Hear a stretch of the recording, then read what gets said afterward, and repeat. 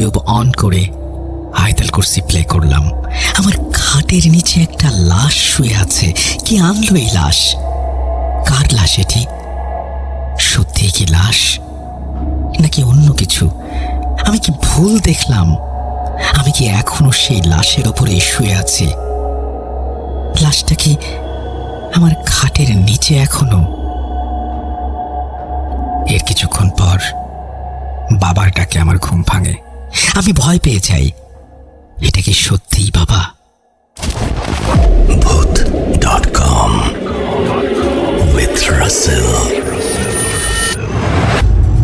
Welcome back. আপনাদের সবাইকে স্বাগত জানাচ্ছি। আমি রাসেল। আশা করছি আপনারা সবাই ভালো আছেন, ভালোর দলে আছেন।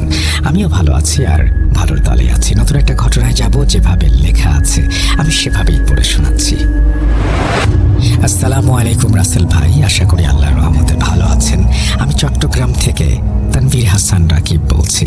আমি এখন অনার্স প্রথম বর্ষের ছাত্র।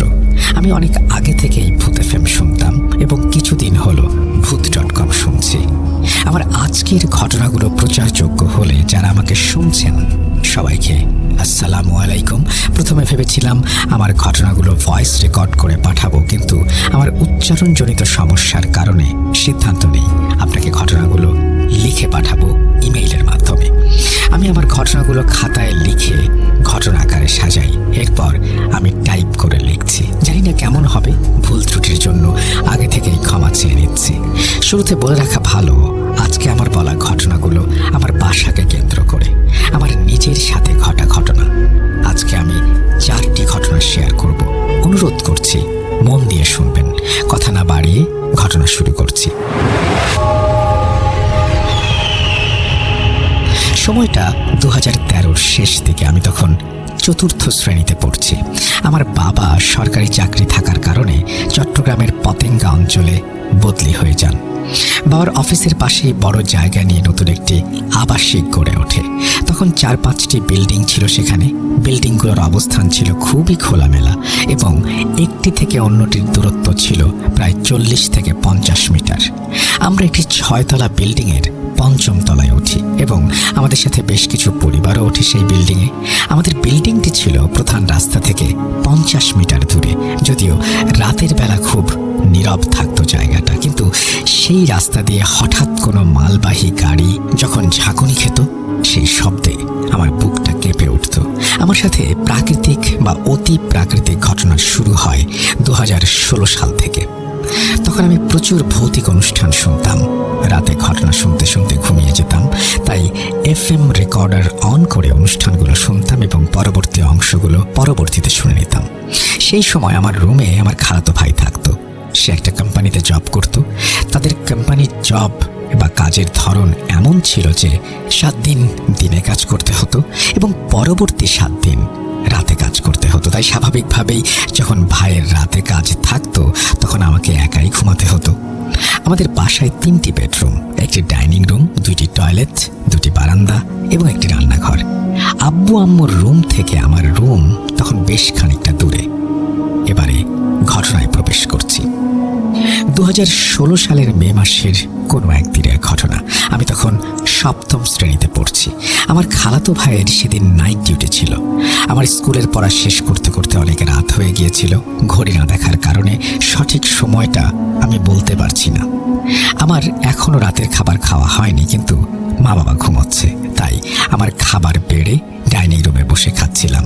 সেদিন ওই সময়টায় কেন যেন আমার খুব ভয় করছিল। চারিদিকে নীরব, নিস্তব্ধ, কোথাও কোনো আওয়াজ নেই। ঘড়ির কাঁটার টিকটিক শব্দ আমি স্পষ্ট শুনতে পাচ্ছিলাম। আমি টেবিলের এক প্রান্তে বসে খাচ্ছিলাম। টেবিলের বিপরীত প্রান্তে সেই ভয়ঙ্কর নীরবতা ভেঙে একটা বিকট আওয়াজ আমার কানে আসে। মনে হলো একটা অদৃশ্য কোনো শক্তিশালী হাত আমার টেবিলের ওপর সজোরে আঘাত করছে। সাথে সাথে টেবিলের সমস্ত কিছু নড়ে উঠল। আমার পানির গ্লাসটা ঠাস করে পড়ে গেল টেবিলের ওপর। আমি ডাইনিং রুমে কাউকেই দেখতে পেলাম না, তাই আমার ভীত শরীর মুহূর্তে কেঁপে উঠল। আমি এক দৌড়ে চলে যাই মা বাবার রুমে। আমার মনে হলো আমি কি ভুল শুনলাম, কিন্তু সেই বিকট ভয়ঙ্কর শব্দটা আমার মা বাবাও পেয়েছেন। এরপর আমি খাবার শেষ না করে মা বাবার রুমে এসে ঘুমিয়ে পড়ি। পরদিন সকালে সব কিছু স্বাভাবিক ছিল। খালাতো ভাই ডে শিফটে চলে আসলো, তাই 7 দিন রাতে ঘুমাতে কোনো অসুবিধা হলো না এবং ততদিনে আমার ভয় কেটে গিয়েছে। আমি ভাবলাম এ ধরনের কোনো ঘটনা হয়তো আমার সাথে আর হবে না। কিন্তু সত্যি কি তাই? না, এটা তো মাত্র শুরু। এবারে দ্বিতীয় ঘটনার মুখোমুখি আমি। এই ঘটনার কয়েক মাস পরেই ঘটে ঘটনাটি। সেই একই পরিবেশে তখন পড়া শেষ করতে করতে রাত হয়ে গিয়েছে অনেক। ঘড়িতে 1:10 ভাইয়া অফিসে চলে গিয়েছে, মা বাবা ঘুমাচ্ছিলেন। সেদিনের সেই ঘটনা মনে পড়ে যায় আমার, তাই কিছুটা ভয় পাচ্ছিলাম। ভাবলাম আম্মুকে ডাকবো।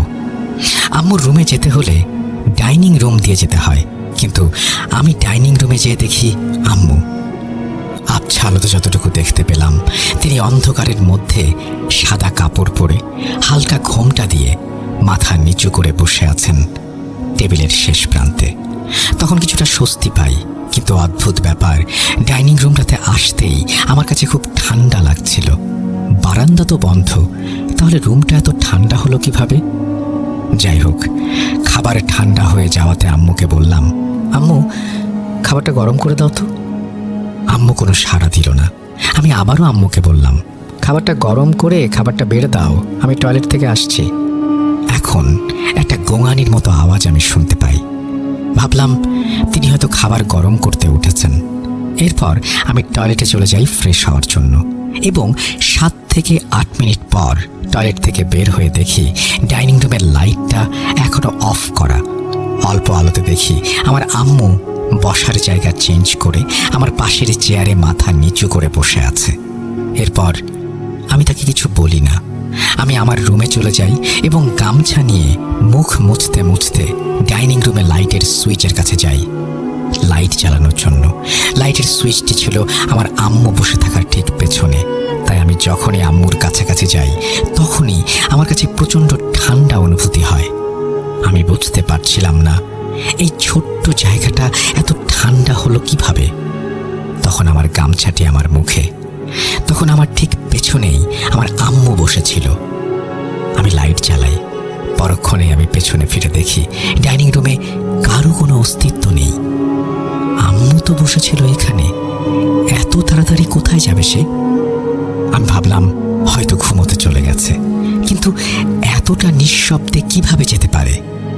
হয়তো রান্নাঘরে চলে গেছে, কিন্তু রান্নাঘরে যেয়ে দেখি কেউ নেই। এরপর আব্বু আম্মুর রুমে যেয়ে দেখি দরজা লাগানো, কিন্তু এত তাড়াতাড়ি আম্মু দরজা লাগিয়ে ফেলল, কোনো শব্দই পেলাম না। হতে পারে আমি শুনতে পাইনি কোনো কারণে। আমি তখন পর্যন্ত ভয় পাচ্ছিলাম না। রুমটা এত ঠান্ডা হওয়ার বিষয়টা যদিও বুঝতে পারছিলাম না, তারপরও সব স্বাভাবিক লাগছিল আমার কাছে। এরপর আমি চেয়ারে বসি খাবার খাওয়ার জন্য এবং খাবারে হাত দিই।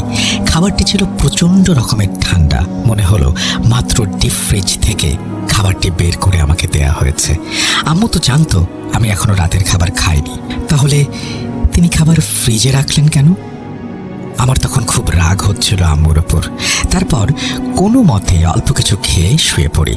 পরদিন সকালে আম্মুকে কিছুটা বিরক্তির সুরেই বললাম, তোমাকে রাতে বললাম খাবার গরম করে দিতে, তা না করে তুমি ফ্রিজ থেকে খাবার বের করে দিয়েছো কেন? কিছুটা অবাক হয়ে আম্মু বলে, কি বলিস? কখন বলেছিস আমাকে? তখন আমি আম্মুকে রাতের ঘটনা বলি। এরপর আম্মুর উত্তর শুনে আমি হতভম্ব হয়ে যাই। আম্মু বলল, আমি তো কাল রাতে ঘুম থেকেই উঠিনি, ডাইনিং রুমে বসে থাকা তো দূরের কথা, আর আমি খাবার ফ্রিজেও রাখিনি, খাবার ঢাকা ছিল টেবিলে। আমি আম্মুর কথা বিশ্বাস করতে পারছিলাম না, তাই আবারও বললাম, মনে করে দেখো রাতে সাদা জামা পরে তুমি চেয়ারে বসেছিলে। আম্মু বলল, পাগল হয়েছিস? আমার তো কোনো সাদা কাপড় নেই। আম্মুর কথা শুনে আমার ভয় দ্বিগুণ হলো। পরক্ষণে আম্মু জিজ্ঞেস করলো, কিরে রাতে ভয় পেয়েছিস? আমি আমতামতা করে বললাম, আরে না, এমনি। মা বিষয়টা বুঝতে পারে এবং আব্বুকে বলে। আব্বু মসজিদ থেকে হুজুরকে ডেকে আনে আমাদের ঘরে। হুজুর আমাদের প্রত্যেক রুমের 4 দেয়ালে 4টি করে পেরেক লাগিয়ে দেয় এবং এভাবেই আমাদের ঘর বন্ধ করে দেয়। যেহেতু তখন আমার বোন আমার আম্মুর পেটে ছিল, তাই কোনো ধরনের রিস্ক নিতে চায়নি তারা। কিন্তু এখানে আমার অনেকগুলো প্রশ্ন। সেদিন রাতে যদি আম্মুর টেবিলে বসে না থাকে, আমি তাহলে কাকে বসে থাকতে দেখেছিলাম যে কিনা আম্মুর মতো? কেন দেখা দিয়েছিল সে আমাকে? আমার খাবার এত ঠান্ডাই বা হলো কিভাবে, বলতে পারবেন? এরপর অনেক দিন কেটে গেল। আমার বোনের বয়স 5 বছর। আমার খালাতো ভাই তখন বিয়ে করে অন্যত্র চলে গিয়েছে, সুতরাং আমাকে তখন একাই ঘুমাতে হতো। 2021 সালের শেষের দিকে আমাদের বাসার রং করার কাজ হচ্ছিল। হুজুর পেরেকগুলো লাগিয়েছিলেন স্কচ টেপ দিয়ে, দেয়ালে আটকানো ছিল। তো তখন পেরেকগুলো দেয়াল থেকে খুলে ফেলা হলো যাতে সুবিধা হয়। পরবর্তীতে পেরেকগুলো ফেলে দেয়া হয়। এরপর থেকে ছোট ছোট ঘটনা ঘটতে থাকে, যেমন কল থেকে একা একা পানি পড়া। আমার পড়ার টেবিলের পাশে একটা বুক শেলফ ছিল, সেটা হঠাৎ করেই নড়ে উঠত এবং অনেকক্ষণ যাবৎ তা চলত। তবুও কেন যেন ভয় পেতাম না আমি। রাতে ঘুমোতে যাওয়ার আগে আমার পানি খাওয়ার বোতলের মুখ আটকে রাখলে সকালবেলায় বোতলের মুখ খোলা অবস্থায় থাকতো। আমার রুমে জানালার বা পাশে আমার পড়ার টেবিলে পড়ার সময় মনে হতো দুটি চোখ যেন জানালা দিয়ে আমার দিকে ফ্যাল ফ্যাল করে তাকিয়ে আছে। এই ঘটনাগুলো আমার সাথে এখনো ঘটে। এর পরের ঘটনা 2022-এর জানুয়ারি মাসে। সময়টা ছিল মাগরিবের আজানের পর। বাবা নামাজে চলে গিয়েছেন এবং মা বোনকে নিয়ে হাঁটতে বের হয়েছিলেন। তখন প্রায় অনেকটা অন্ধকার হয়ে গিয়েছিল। আমি সন্ধ্যার খাবার খেয়ে প্লেট ধোয়ার জন্য রান্নাঘরের বেসিনের কাছে যাই এবং প্লেট ধুতে থাকি। আবছা আলো ছিল, তাই লাইটটা অন করিনি। বোঝার সুবিধার্থে একটা কথা বলে রাখা ভালো। আমরা জানি মানুষ তার চোখের সাহায্যে মাথা না ঘুরিয়ে তার চারপাশে 210 ডিগ্রি পর্যন্ত দেখতে পায়। আমাদের চোখের ফোকাস কোনো একটি নির্দিষ্ট বিন্দুতে থাকলে সেই বিন্দুর চারিদিকে দৃশ্যগুলো স্পষ্ট না হলেও আমরা অনুমান করতে পারি সেখানে কি আছে। যেমন আপনি যদি সোজা সামনের দিকে তাকিয়ে থাকেন, তখন আপনার ডান বা বাম পাশে কোনো মানুষ দাঁড়িয়ে থাকলে যেমনটা দেখা যাবে, ঠিক তেমনি আমার ফোকাস যখন প্লেটের ওপর ছিল, আমি লক্ষ্য করি আমার কোমরের পাশে কিছু একটা রয়েছে। আমি মাথা না ঘুরিয়ে বোঝার চেষ্টা করলাম এটা আসলে কি হতে পারে। পরক্ষণে আমি স্পষ্ট বুঝতে পারলাম আমার কোমরের কাছে একটা বাচ্চার মাথা, যে আমার দিকে করুণ দৃষ্টিতে তাকিয়ে আছে বলে মনে হলো। আমার কাছে কিছু একটা চাইছে সে। এমন একটা ভঙ্গিতে দাঁড়িয়েছিল যে আমার কাছ থেকে খাবার চাইছে। আমার চোখ তখন প্লেটের ওপরে ছিল। আমি বুঝতে পারছিলাম তার দিকে সরাসরি তাকালে হয়তো ভয় পেতে পারি, তাই আস্তে আস্তে মাথা সোজা রেখে পেছনের দিকে হাঁটছি। তখন রান্নাঘরের দরজার কাছে আসতেই প্লেটটি সেই বাচ্চার দিকে ছুঁড়ে দিয়ে ঘরের বাইরে সিঁড়ির উপরে গিয়ে বসি। এরপর আম্মু আসে, তখন একসাথে ঘরের ভেতরে ঢুকি। এই ঘটনা আমি তখন আম্মুকে শেয়ার করিনি, যেহেতু আমি সরাসরি কিছু দেখিনি, তাই ভাবলাম ভুল হতে পারে আমার।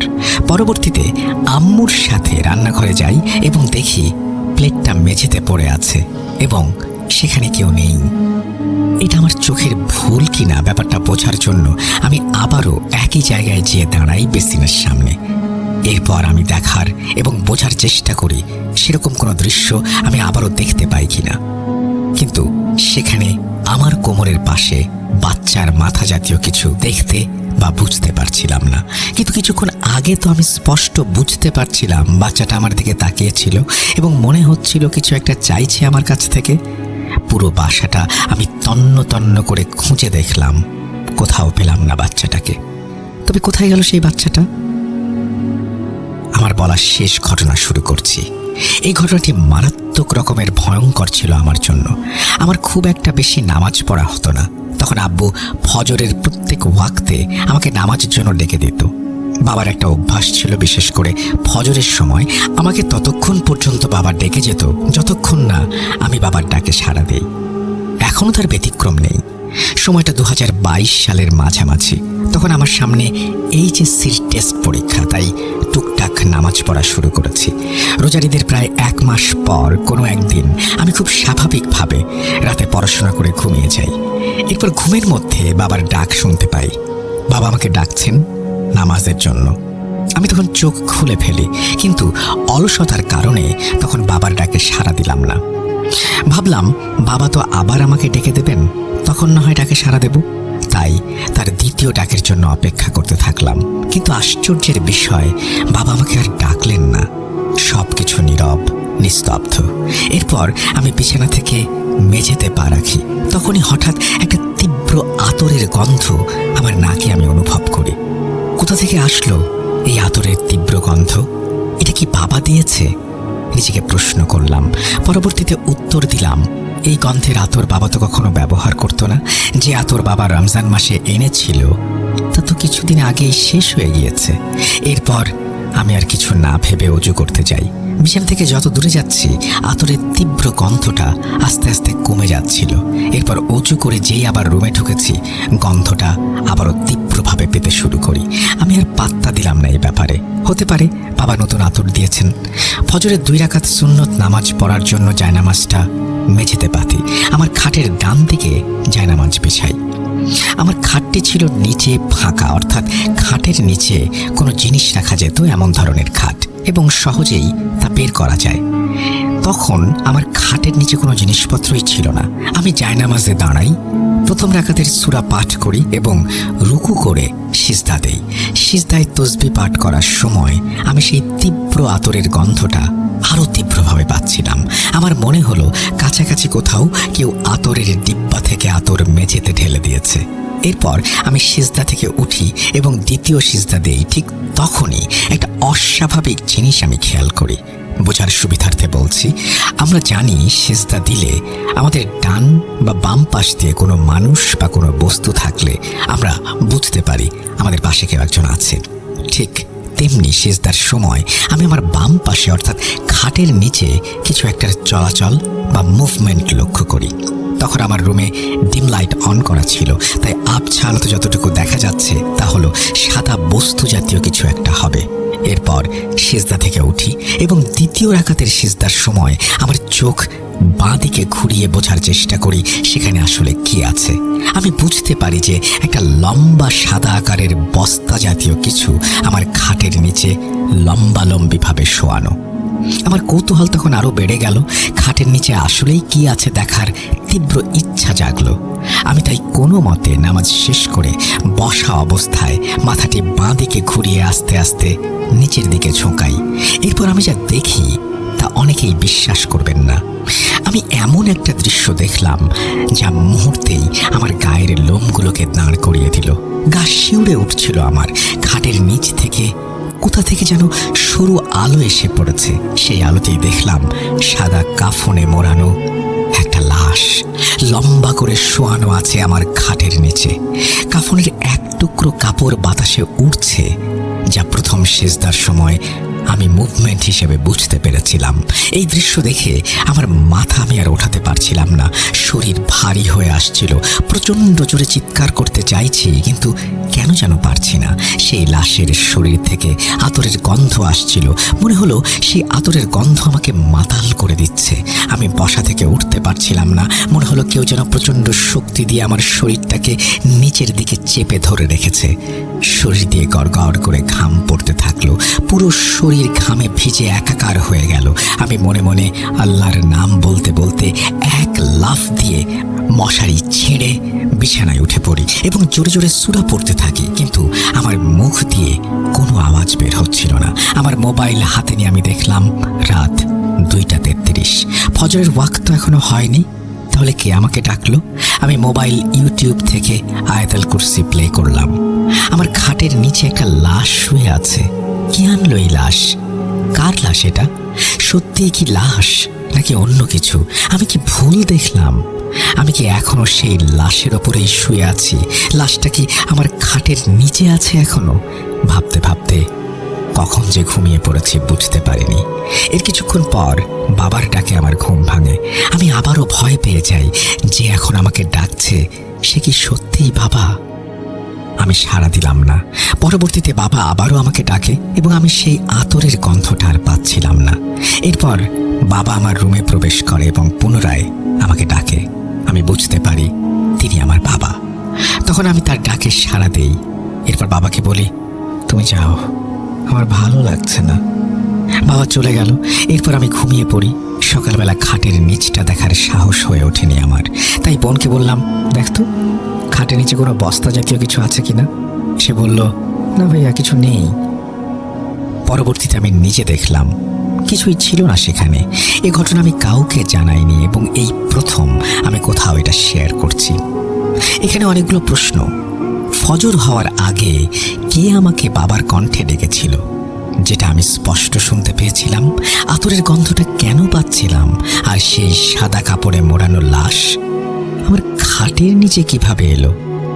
এসবের উত্তর আমার জানা নেই। আমি সবাইকে বলতে চাই, রাতে ঘুমাতে যাবার আগে নিজের খাটের নিচে ও আশেপাশে একটু দেখে নেবেন। হয়তো হতে পারে আমার মতো আপনিও দেখলেন একটা সাদা কাপড়ে মোড়ানো লাশ। হতে পারে আপনার খাটের ঠিক নিচেই সেই লাশটা রয়েছে এবং আপনি এখন সেই লাশের উপরে শুয়ে আমাকে শুনছেন। একবার চেক করে দেখুন, আছে নাকি ভয়ঙ্কর লাশটা যেমনটা আমি দেখেছি। আজ এতটুকুতেই থামতে হচ্ছে। আমার আরও ঘটনা আছে এবং এই ঘটনাগুলো শুধুমাত্র আমার সাথেই ঘটেছে, আমার পরিবারের কারো সাথে ঘটেনি।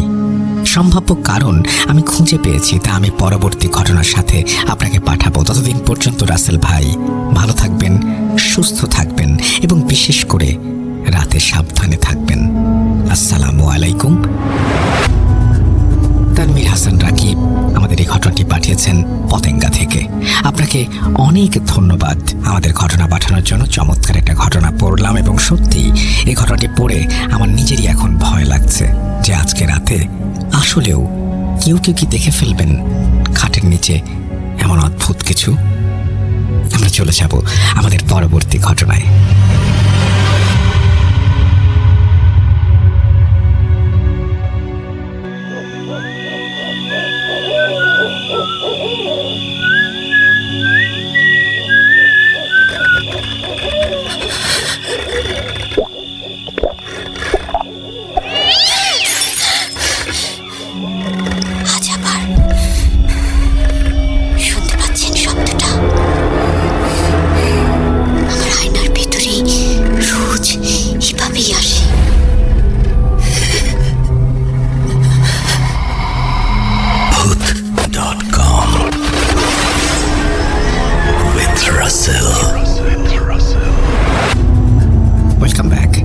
সবাইকে স্বাগত জানাচ্ছি আমি রাসেল। আশা করছি আপনারা সবাই ভালো আছেন, ভালোর দলে আছেন। আমিও ভালো আছি আর ভালোর দলে আছি। নতুন একটা ঘটনায় যাব, যেভাবে লেখা আছে আমি সেভাবেই পড়ে শোনাচ্ছি। ভয় শব্দটা 2 অক্ষরের হলেও এই 2 অক্ষরের মিলনে গঠিত শব্দের মাঝে যে অকল্পনীয় ভয়াবহতা রয়েছে তা শুধু সেই জানে যে এর সম্মুখীন হয়। শব্দটা অতি ক্ষুদ্র, তবে এটি এক একটি মানুষের জীবন কেড়ে নিতেও পরোয়া করে না। আমি তানিয়া সুলতানা প্রীতি লিখছি নড়াইল জেলার লোহাগড়া উপজেলার কোটাকল ইউনিয়নের কোটাকল গ্রাম থেকে। প্রথমে আমি ভয় শব্দটা নিয়ে কয়েক লাইন লিখেছি, তার কারণ এই ছোট্ট শব্দটির সাথে জড়িত কিছু ভিন্ন ভিন্ন এবং ছোট ছোট ঘটনা রয়েছে। এই শব্দটির জন্য আমি আমার জন্মের আগেই আমার রক্তের সম্পর্কের 2জন ব্যক্তিকে দেখার সৌভাগ্য হারিয়েছি। আজ আমি ক্রমান্বয়ে সেই ঘটনাগুলোই লিখব। আমি অনিচ্ছাকৃত ভুলগুলোর জন্য ক্ষমা প্রার্থনা করছি।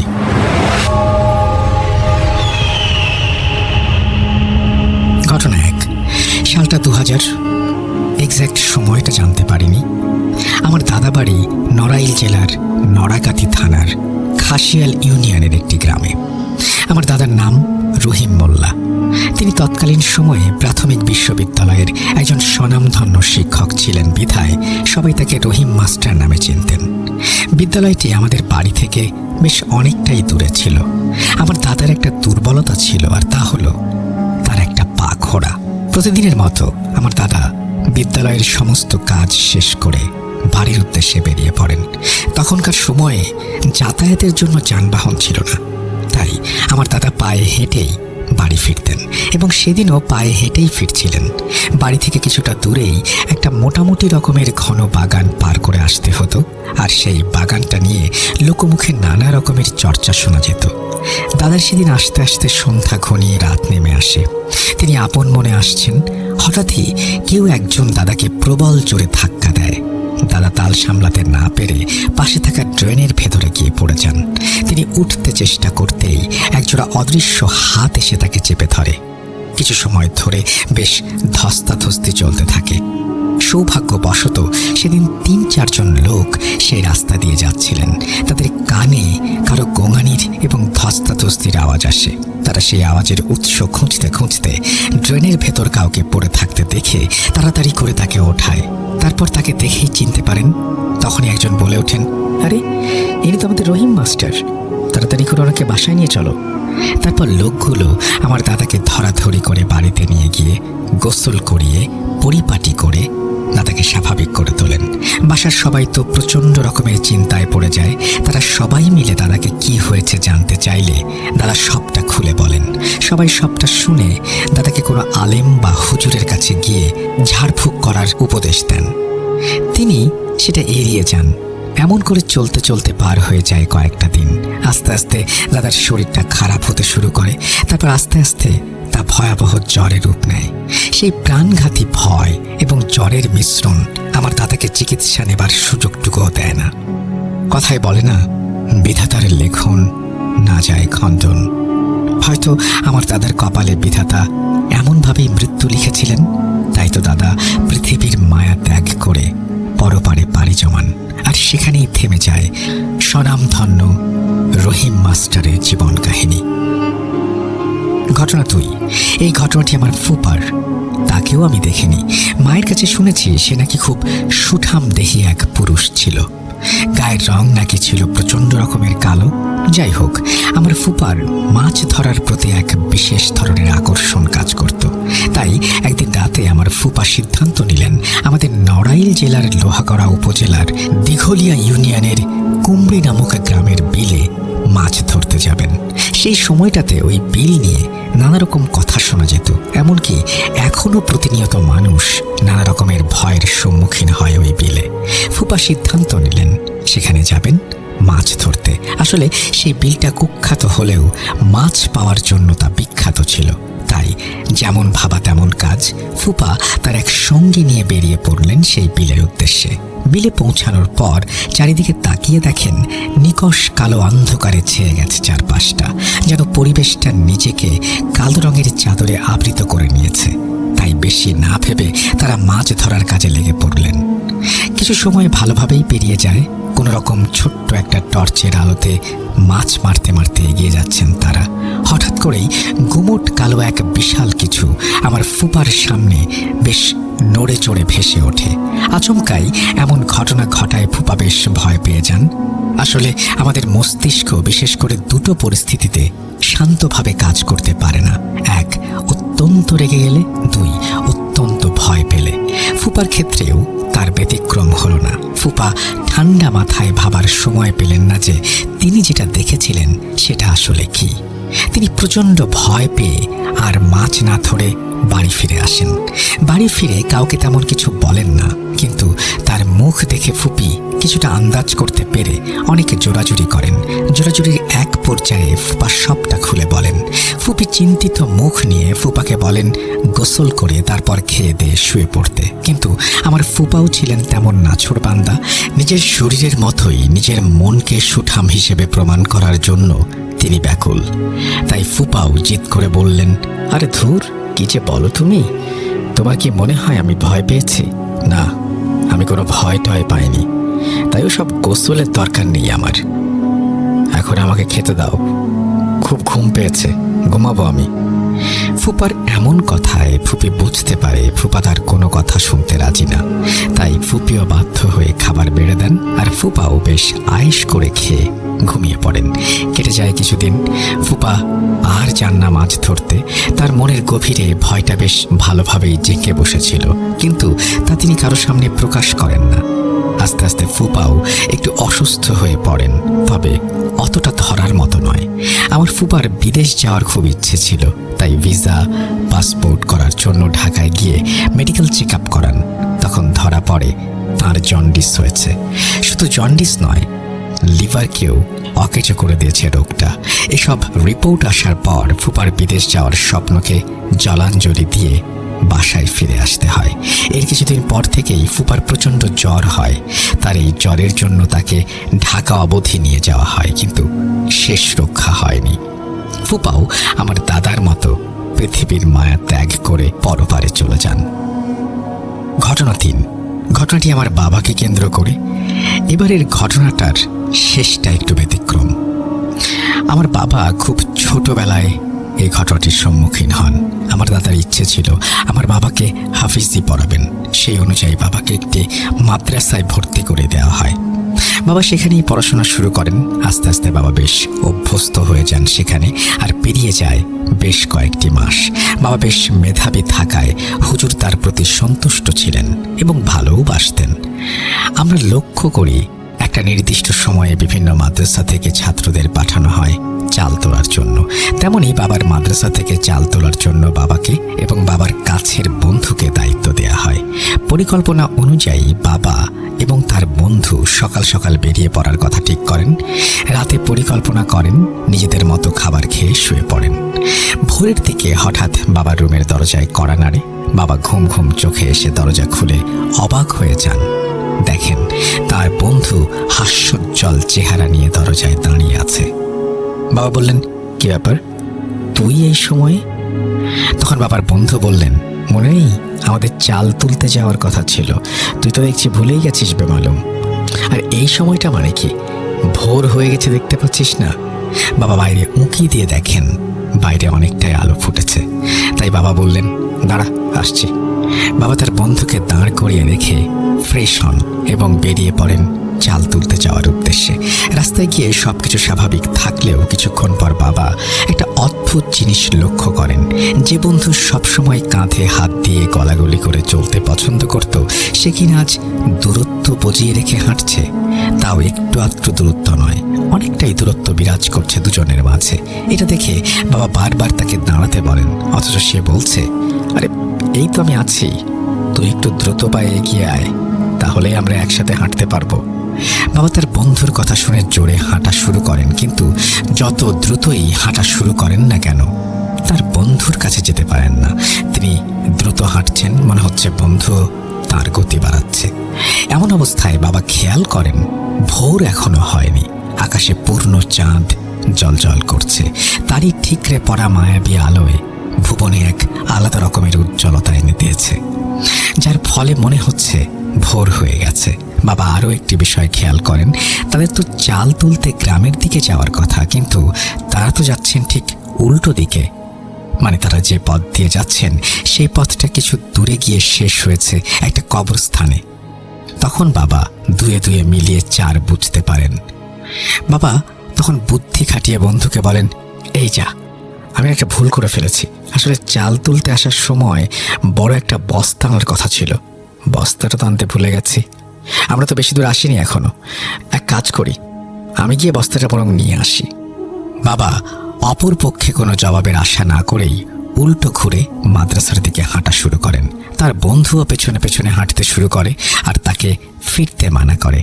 তিনি বলেন তার সাথে নাকি বস্তা আছে, অথচ বাবা বিষয়টা বুঝতে পেরেছেন, তাই তিনি কোনো কথা না শুনেই যত দ্রুত সম্ভব হাঁটতে থাকেন।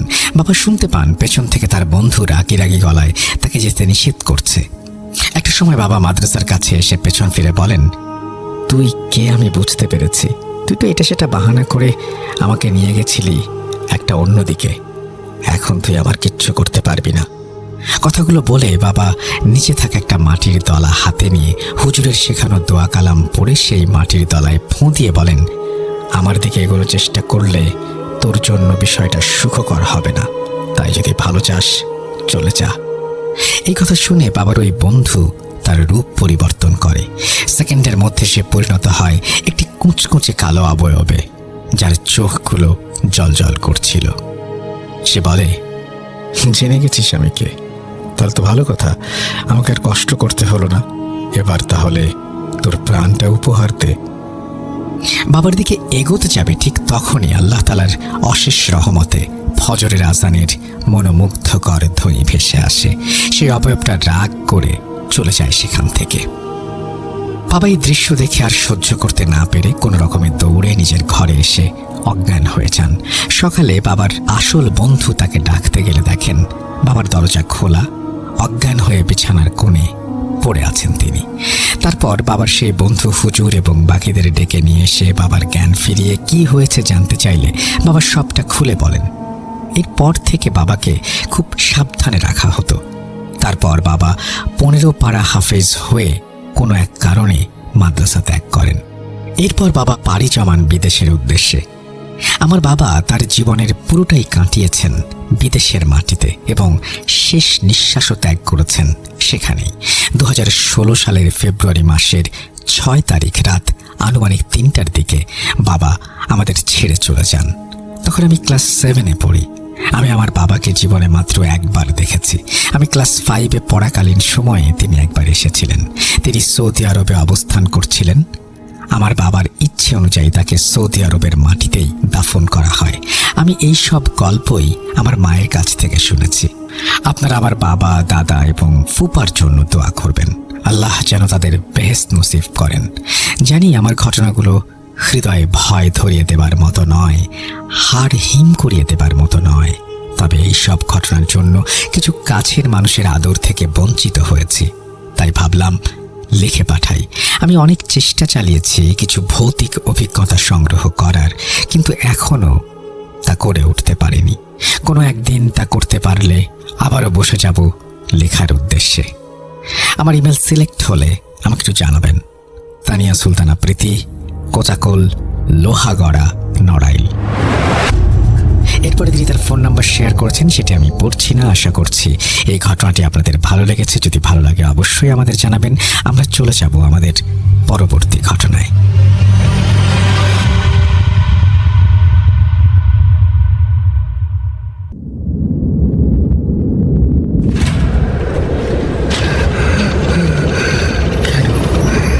কেন তুমি আসো?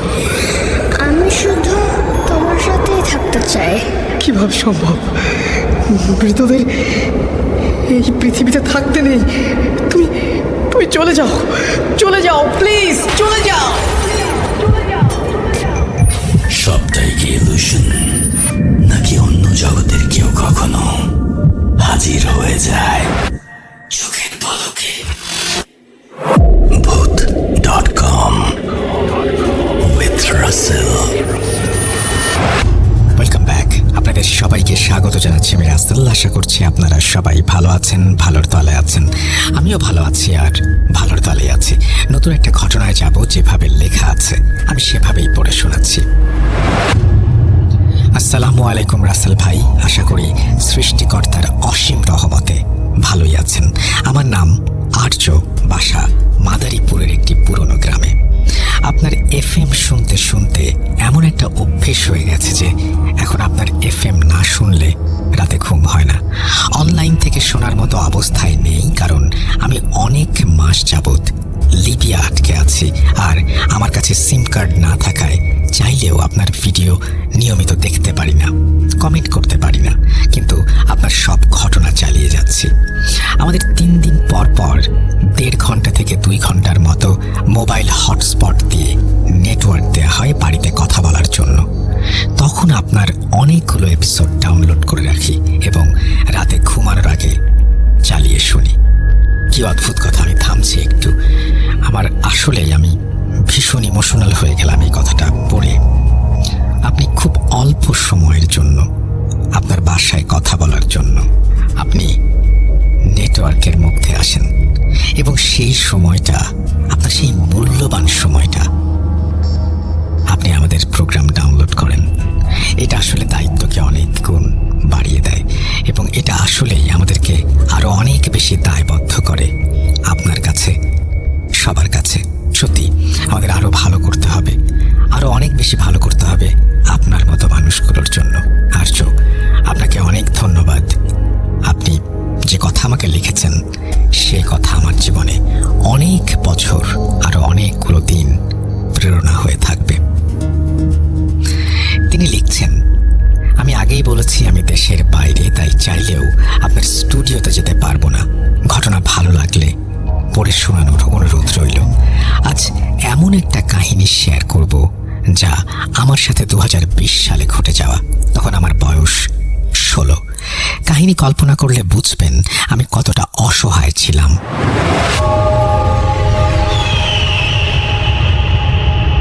সময়টা অগাস্টের শেষ দিকে। আমাদের বাড়ির পশ্চিম পাশে একটা বিল আছে। বিল পার করলেই অন্য গ্রাম, দূরত্ব 2 থেকে 2.5 কিলোমিটারের মতো। আমাদের বাড়ির পাশের রাস্তা থেকে সরু একটা রাস্তা বিলের মাঝ বরাবর গেছে, যার শেষে একটা পুরনো পুকুর, যা পরিষ্কার না করতে করতে জঙ্গল হয়ে গেছে। ওইখানে প্রতিদিন জুয়া খেলা হতো। আমিও মাঝে মাঝে যোগ দিতাম, সাথে আমার এলাকার আরো 3 ভাই, মোট 4 জন। আমাদের 4 জনের ভেতর একজন সিনিয়র ভাই ছিল, যে আমার চেয়ে প্রায় 10 বছরের বড়। প্রতিদিনের মতো আমরা জুয়া খেলতে যাবার জন্য আলোচনা করি দুপুরের দিকে। বাকি 3 জনের নাম আকাশ, সুব্রত এবং সিনিয়র ভাইটির নাম পলাশ। দুপুরের আলোচনার সময় আকাশ বলে ওঠে ওর বাবা ওকে যেতে দিতে চায় না, কারণ তার বাবা তার কুকর্মের কথা জেনে গেছে। তাই আমাকে বলে আমি যেন সন্ধ্যার দিকে ওর বাড়ি গিয়ে কোনো অজুহাত দেখিয়ে ওকে নিয়ে আসি। আমি রাজি হলাম। সন্ধ্যায় খাবার খেয়ে আকাশের বাড়ি গেলাম এবং ওর বাবাকে বললাম, কাকা, আমরা পাখি মারতে যাব। পরে ওর বাবা যেতে দিতে রাজি হয়। শীতের শুরু তখন। আমার পরনে একটা হাফ প্যান্ট আর একটা হুডি। আমরা দুজন বের হবার পর পলাশ এবং সুব্রতকে আকাশ কল করে এবং তাদেরকে রাস্তায় আসতে বলে, কারণ আমার ফোন বাড়িতে রেখে এসেছি, যাতে টাকা শেষ হলে ফোনটা বিক্রি করতে না হয়। তারপর 4 জন এক হয়ে রওনা দেই সেই বিলের মাঝে পুকুরের দিকে। ওই সিজনে বিলের সবখানে ধান লাগানো, আর ওই ধানের উচ্চতা প্রায় মানুষের সমান। আমরা পৌঁছে দেখি খেলা শুরু হয়ে গেছে। তখন 7:30 বাজে। খেলায় লোক বেশি হওয়াতে আমরা অংশগ্রহণ করব না সিদ্ধান্ত নিলাম, কিন্তু আকাশ বলে সে খেলবে। সে খেলাতে যোগ দিল এবং শুরুটা ভালো না হলেও একটা সময় সে অনেক টাকা লাভ করে এবং কিছু টাকা দিয়ে আমাকে বলে যে দোকান থেকে পানি আর কিছু শুকনো খাবার নিয়ে আসতে। কিন্তু তখনই এলাকার কিছু লোকজন পুলিশ নিয়ে এসে আমাদের তাড়া করে 3 দিক থেকে। আমরা সামনের দিকে দৌড়াতে শুরু করি। সব টাকা পয়সা ওখানেই পড়ে থাকে। ধরা পড়লে পুলিশ ধরবে, পরিবার জানতে পারবে এবং আর কখনো ছাড়বে না। 5-6 মিনিট দৌড়ানোর পর হঠাৎ আকাশ আইলের ওপর শুয়ে পড়ে। যারা আইল চেনেন না তাদের বলি, আইল হলো 2টা জমির পৃথককৃত ছোট রাস্তা। ও পড়ে যাবার পর ওকে আমরা গালাগালি শুরু করি, পেছনে বিপদ, আর তুই ফাজলামি করছিস, এই বলে আমরা আবার দৌড় দেই। কিন্তু একটু সময় পর পেছনে তাকিয়ে দেখি আকাশ এখনো আসেনি। তারপর আমরা আবার ওইখানে ফিরে যাই। বিশ্বাস করেন রাসেল ভাই, তখন থেকে জীবনে অন্ধকার নেমে আসে। আকাশের কাছে এসে দেখলাম ও আইলের ওপরে শুয়ে আছে। কাছে যেতেই দেখলাম ওর শ্বাস নিতে কষ্ট হচ্ছে। আমি বসে ওর মাথাটা কোলে নিয়ে জিজ্ঞেস করলাম, ভাই তোর কি হয়েছে? কোনো উত্তর পেলাম না। ভয় আরো বেড়ে গেল। একটু পর শুনতে পেলাম আকাশ জোরে জোরে গোঙাচ্ছে। এইভাবে 2-3 বার গোঙানোর পর মুখ দিয়ে কিছু সাদা পদার্থ বেরিয়ে আসে। কিছু বুঝে উঠতে পারছিলাম না কাহিনী কি। আমরা আবার ওকে ডাক দিয়ে জিজ্ঞেস করলাম, কি হয়েছে ভাই? তারপর ও একটা দীর্ঘশ্বাস নিয়ে সম্পূর্ণ নিশ্চুপ হয়ে যায়। আমরা কি করব বুঝলাম না। চারিদিকে লম্বা লম্বা ধান গাছ, সম্পূর্ণ নির্জন অবস্থা। আমি খেয়াল করলাম ওর শরীর আস্তে আস্তে ঠান্ডা হয়ে আসতে শুরু করেছে। পলাশ আর সুব্রতকে বললাম হাত পা ঘষা দিয়ে গরম করতে। আমি বুকে চাপ দিতে থাকলাম, কিন্তু কিছুতেই কোনো কাজ হচ্ছিল না। পলাশ ব্যাপারটা বুঝতে পেরে দৌড়ে পালানোর জন্য দৌড় দেয়। আমি জিজ্ঞেস করলাম, কই যান? উত্তরে বলল, অপেক্ষা কর, ডাক্তার নিয়ে আসছি। আমি আর সুব্রত অনেকক্ষণ বসে থাকলাম, কিন্তু কারো কোনো খবর নেই। ভয়ে আমার শরীর কাঁপছে। সুব্রত হঠাৎ বলে উঠল। আমি সামনের দিকে এগিয়ে দেখি পলাশ ভাই আসছে কিনা। আমি ওকে বারণ করে দেই, কিন্তু ও আমার কথা না শুনে দৌড়ে যায়। আমি ডেকে বললাম, ভাই আমার একা ভয় লাগছে, আমি ভয়ে মারা যাব। সবাই চলে গেলেও আমি যেতে পারি না, কারণ আমি ওকে বাড়ি থেকে ডেকে নিয়ে এসেছি। চারিদিকে বিশাল ধান ক্ষেত, মাঝখানে আমি একটা লাশ নিয়ে বসে আছি। এটা ভাবলেও এখন আমার লোম শিউরে ওঠে। একটু পর খেয়াল করলাম সামনে থেকে আলো আসছে, সাথে অনেকজন লোকের চিৎকার। আমি কি করব বুঝলাম না। তাদের এগিয়ে আসতে দেখে আমি দৌড় দিলাম। অনেক দৌড়ানোর পর ক্লান্ত হয়ে বসে পড়লাম, কিন্তু দূরে আলো দেখে মনে হলো তারা আমাকে খুঁজছে। তাদের চোখে যেন না পড়ি, তাই ধান ক্ষেতের ভেতরে ঢুকে বসে থাকি।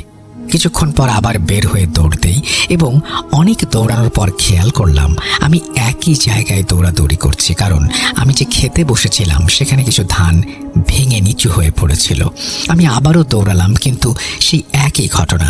আমি বারবার দৌড়ে একই জায়গায় ফিরে আসছি।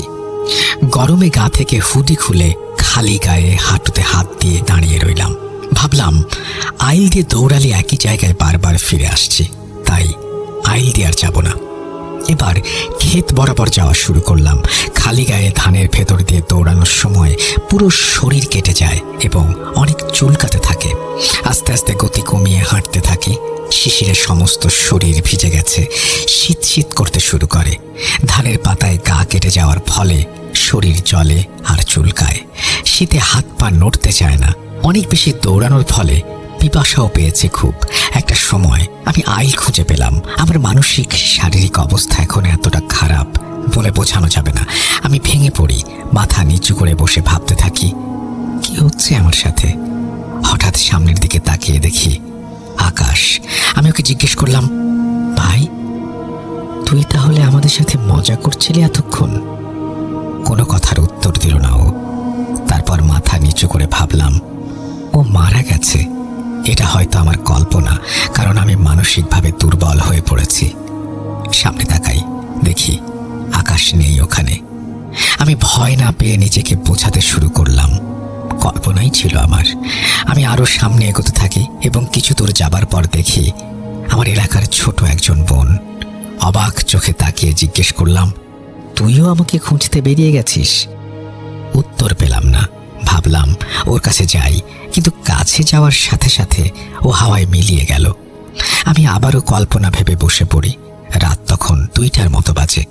হঠাৎ মাথা উঁচু করে তাকাতেই চোখ যায় তালের ভিটা নামের একটা জায়গায়।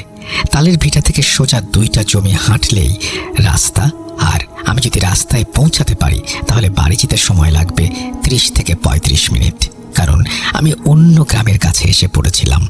খুশিও হই, আবার ভয়ে শিউরে উঠি, কারণ ওই তাল গাছের ভিটায় ছিল অনেক ভয়ঙ্কর কিছু। ওই জায়গার মালিক ওইখানে মারা যাবার পর কেউ ওখানে চাষ করে না। আস্তে আস্তে তাল গাছ হয়ে জঙ্গল হয়ে যায়। তারপর ওর নাম হয় তালের ভিটা। তাল গাছের ভেতরে একটা বাঁকা আম গাছ ছিল। ওই গাছে মনে হয় আজ অবধি 10 থেকে 15 জন গলায় দড়ি দিয়ে মারা গেছে। আরেকটা ব্যাপার হলো ওই গ্রামের সব অকাল মৃত্যু এবং আত্মহত্যা করা লাশগুলোর শেষ কাজ ওই তালের ভিটায় হয়। ভাবলাম একা একা যাওয়া ঠিক হবে কিনা। তারপর ভাবলাম আমার যা অবস্থা, যত তাড়াতাড়ি সম্ভব এখান থেকে বের হতে হবে। আস্তে আস্তে গিয়ে উঠলাম এবং কোনো সময় না নিয়েই হাঁটা শুরু করলাম। অর্ধেক পথ যাওয়ার পরেই নিজের শরীরের নিয়ন্ত্রণ হারিয়ে ফেলি এবং খেয়াল করলাম 3টা তাল গাছের মাথায় দাউ দাউ করে আগুন জ্বলছে। আমি না চাইতেও আমি হাঁটু গেড়ে বসে পড়ি ওখানে। বুঝতে পারছি না কি হচ্ছে। আমি না চাইতেও গায়ের সমস্ত জোর দিয়ে চিৎকার করে কান্না করতে থাকি। একটু পর চিৎকার থামিয়ে নিজের নাকে মুখে নিজেই খামচি কাটতে থাকি। আমার বাম হাতের নখ বড় হওয়ায় নাক মুখ দিয়ে রক্ত ঝরা শুরু করে। নিজের পায়ে দাঁড়াতে পারছি না এমন অবস্থা।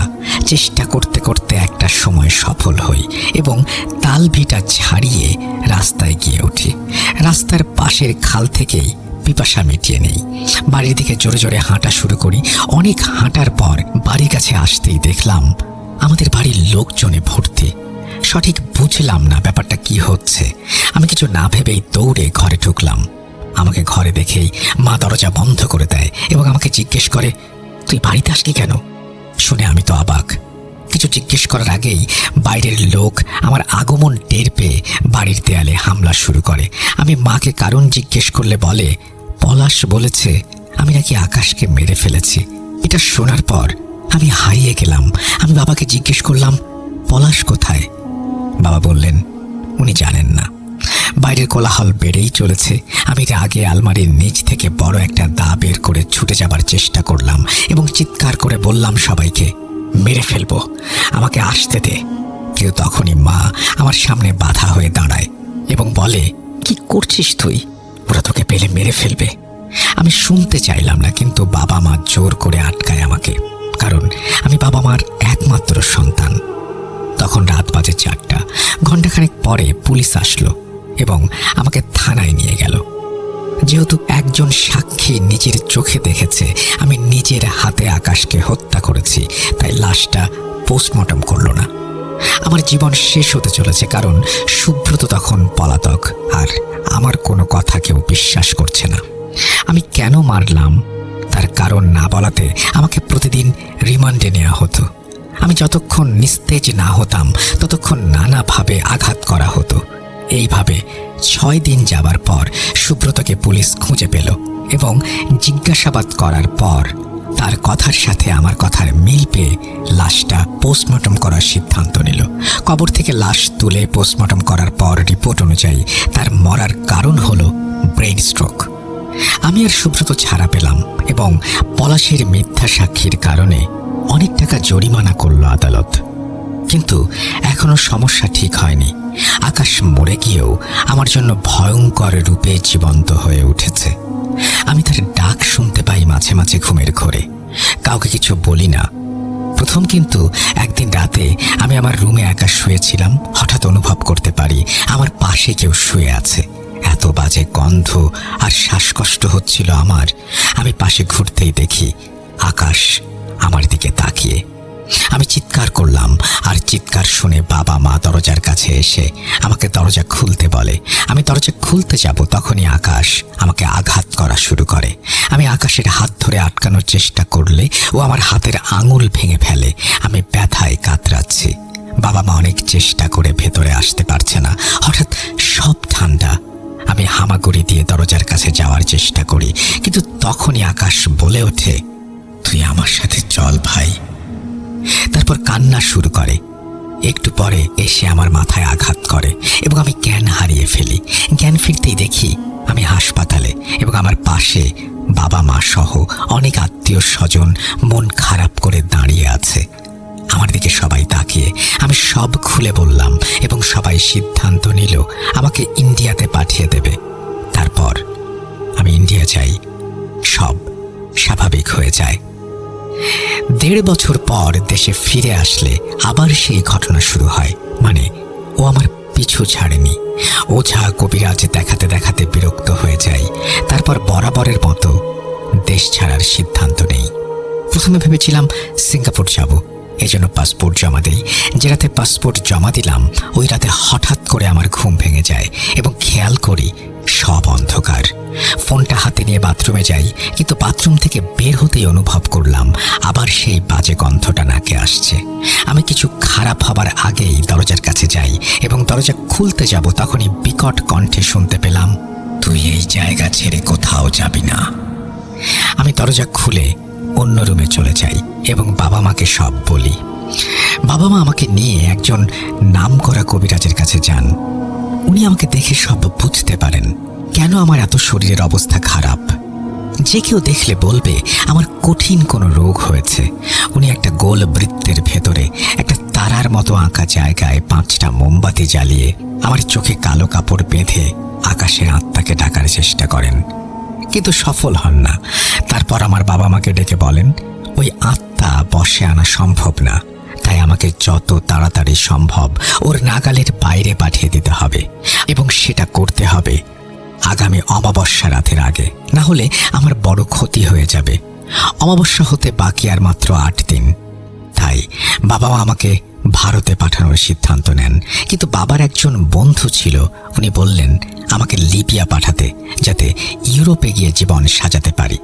প্রথমে রাজি না হলেও পরে আমার বাবা মা রাজি হলো। পাসপোর্ট জমা দেওয়ার পর আমার ভিসা আসলো। তারপর আমি এখানে চলে আসি। বিশ্বাস করেন, লিবিয়া এসেছি এত মাস হলো, এর মধ্যে 1 মিনিটের জন্য আমি হাসতে পারিনি। মনে হয় নরকে আছি। আসলে কেউ না আসলে বুঝবে না জায়গাটা কতটা ভয়ঙ্কর। আর কিছু বললাম না। লিসেনারদের কাছে ক্ষমা প্রার্থী যদি ঘটনাটি ভালো লাগে। আপনাদের অনেক ধন্যবাদ এতক্ষণ আমাকে শোনার জন্য। সবাইকে বিদায় জানিয়ে শেষ করছি আমার কাহিনী। রাসেল ভাইয়ের কাছে আমার অনুরোধ, আমার ইমেল এবং ফোন নাম্বার কারো সাথে শেয়ার করবেন না।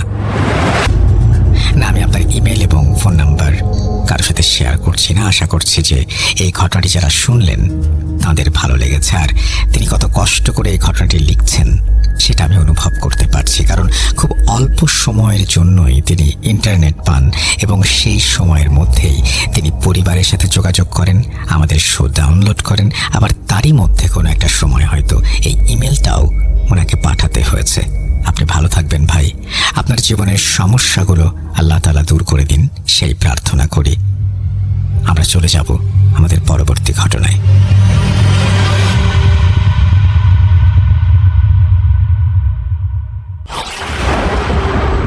লুকোচুরি খেলবে? লুকোচুরি? You will never be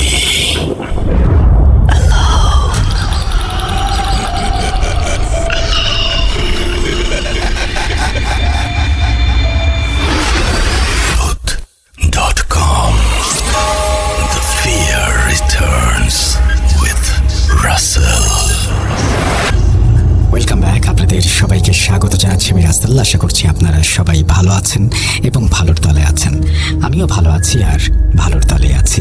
আমরা নতুন একটা ঘটনায় যাব এবং ইমেইলের পরে এবার সরাসরি চলে যাব অডিও ক্লিপে। আশা করছি প্রথম থেকে শেষ পর্যন্ত শুনবেন এবং ভালো লাগবে আপনাদের। চলুন শুরু করা যাক।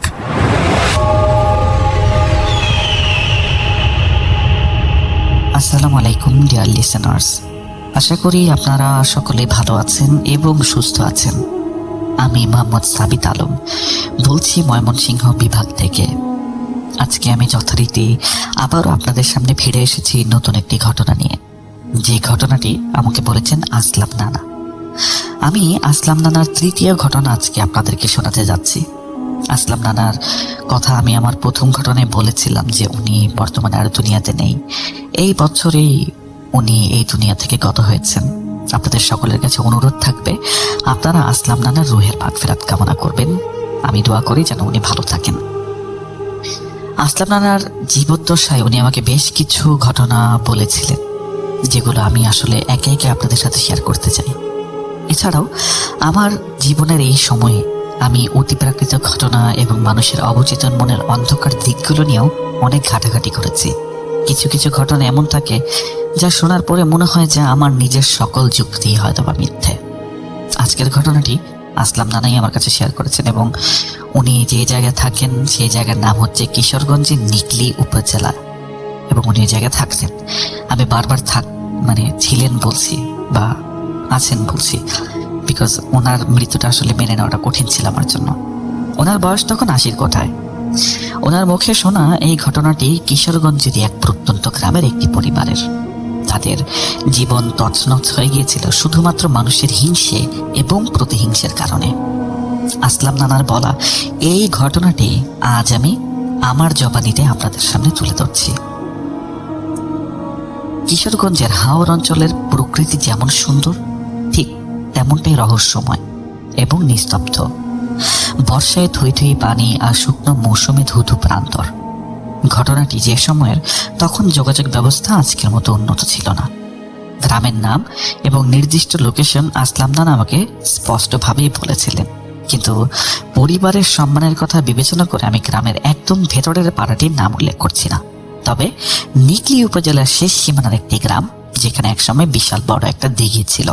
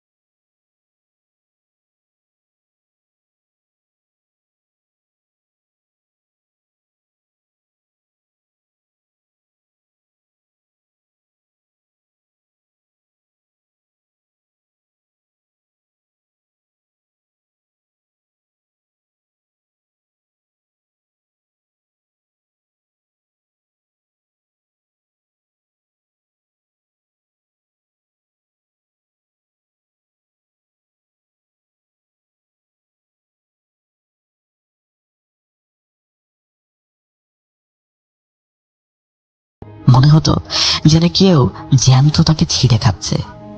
পরিবারের লোকজন ছুটে এলে সে হিস হিস করে বলতো, ওরা আসছে, ওরা আমাকে নিয়ে যাবে। আসলাম আমাকে বলেছিলেন সায়রার এই পরিবর্তন ছিল অকল্পনীয়। গ্রামের মানুষ বলা বলি শুরু করলো যে সায়রাকে নাকি ঝিঙে ধরেছে, কেউ বলল বাতাস লেগেছে। সায়রার মা এবং ভাই প্রথমে ডাক্তার দেখালেন, কিশোরগঞ্জ সদরে নিয়ে গেলেন। ডাক্তাররা বললেন তার শরীরে নাকি কোনো রোগ নেই, মেবি মেন্টাল প্রবলেম। ঘুমের ওষুধ দেওয়া হলো, ভিটামিন দেওয়া হলো, কিন্তু তাতেও কোনো লাভ চোখে পড়ল না। বরং ওষুধের প্রভাবে সায়রা আরো বেশি ঝিমিয়ে পড়ত, কিন্তু তার ভেতরের অস্থিরতা তখনও কমত না। একদিন দুপুরের ঘটনা, রফিক ভাই বাড়িতে ছিলেন না। সায়রার মা নামাজ পড়ছিলেন। হঠাৎ বিকট এক শব্দে তিনি চমকে গেলেন। দৌড়ে গিয়ে দেখলেন সায়রা রান্নাঘরের মেঝেতে পড়ে আছে, আর তার মুখ দিয়ে ফেনা বের হচ্ছে, আর শরীরটা কেমন যেন বেঁকে যাচ্ছে। তার চোখ দুটো উল্টো হয়ে আছে। মা চিৎকার করে প্রতিবেশীদেরকে ডাকলেন। কয়েকজন ধরাধরি করে সায়রাকে বিছানায় শোয়ালেন। কিছুক্ষণ পর সায়রার জ্ঞান ফিরল, কিন্তু এ এক অন্য সায়রা। তার গলার স্বর সম্পূর্ণ বদলে গেছে। চিকন মেহেলি গলার বদলে তার কণ্ঠ থেকে বের হচ্ছে এক ভারী গম্বুজ কাঁপানো পুরুষের মতো আওয়াজ। সে দাঁত কিড়মিড় করে বলছিল, তোরা কেউ আমাকে আটকাতে পারবি না, আমি একে শেষ করেই যাব। এই পর্যায়ে এসে সায়রার পরিবার বুঝতে পারল এটা কোনো সাধারণ রোগ নয়, এটা নিশ্চিতভাবেই অন্য কোনো উপরি ঝামেলা। ওনারা গ্রামের মসজিদের ইমাম সাহেবকে খবর দিলেন। ইমাম সাহেব এসে সায়রাকে দেখে গম্ভীর হয়ে গেলেন। তিনি বললেন, বিষয়টা তো সুবিধের মনে হচ্ছে না।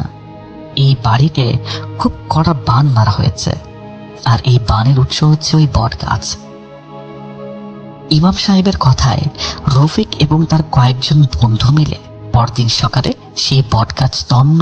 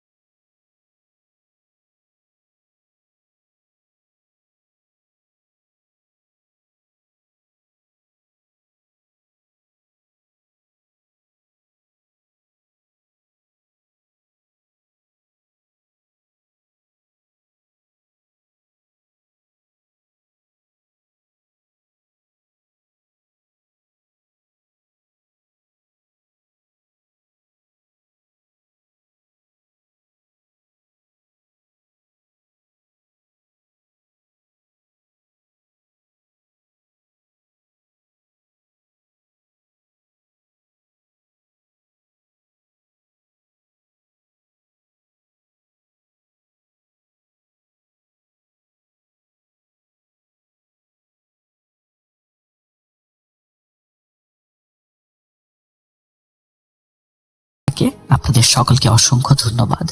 আর ভালো না লাগলে বরাবরের মতো আমি যেটা বলি আমি আপনাদেরকে আজও সেটাই বলবো। আপনারা আমাকে জানাতে পারেন আমি কিভাবে আরেকটু বেটার ঘটনা আপনাদের জন্য নিয়ে আসতে পারি, বা আপনারা কি টাইপের ঘটনাগুলো চান। আমাকে যদি আপনারা সাজেশন দেন আমি সেই অনুযায়ী ঘটনা কালেক্ট করার চেষ্টা করব আপনাদের কাছ থেকেই, এবং সেটা আবার আপনাদের কাছেই আমি পৌঁছে দেব। আমি মোহাম্মদ সাবিত আলম আজ বিদায় নিচ্ছি। সকলে ভালো থাকবেন, সুস্থ থাকবেন, ভূত.com শুনতে থাকবেন, সাবধানে থাকবেন। আল্লাহ হাফেজ। Welcome back. আশা করছি আপনারা সবাই ভালো আছেন, ভালোর দলে আছেন। আমিও ভালো আছি আর ভালোর দলে আছি। আমি জানি আপনারা অনেকেই এখনো পর্যন্ত আমাদের শোনেন কিন্তু সাবস্ক্রাইব করেননি। কেন করেননি? আমার মনে হয় আপনাদের আমার কাছে যে এক্সপেকটেশন সেটা তো আমি ফুলফিল করতে পারিনি। এখনো হয়তো যতটা ভালো করা দরকার ততটা ভালো করতে পারিনি, কিন্তু আমি চেষ্টা করে যাচ্ছি। যদি পারি সাবস্ক্রাইব করে ফেলবেন, বেল আইকনটি ক্লিক করতে ভুলবেন না। আমাদের ইমেল অ্যাড্রেস russell.booth.com@gmail.com। আপনার নাম, ঠিকানা এবং ফোন নাম্বার সহ আপনার জীবনে ঘটে যাওয়া বা আপনার জানা সেরা ঘটনা পাঠিয়ে দিন আমার কাছে। ঘটনার শুরুতে অবশ্যই উল্লেখ করুন ঘটনাটা আপনি স্টুডিওতে এসে শেয়ার করতে চান নাকি আপনি চান আপনার ঘটনা আমরা পড়ে শোনাই। যারা দেশের বাইরে রয়েছেন তাদেরকে বিশেষভাবে অনুরোধ করব সরাসরি আপনি আপনার অডিও ক্লিপটি পাঠিয়ে দিতে পারেন ইমেলের সাথে। আমরা আজকের মতো বিদায় নেব, ফিরে আসবো আবারও ইনশাল্লাহ এই তো রবিবারেই। সেই পর্যন্ত সবাই ভালো থাকুন, সুস্থ থাকুন, মোস্ট ইম্পর্টেন্টলি ভূত.com এর সাথে থাকুন। আল্লাহ হাফেজ।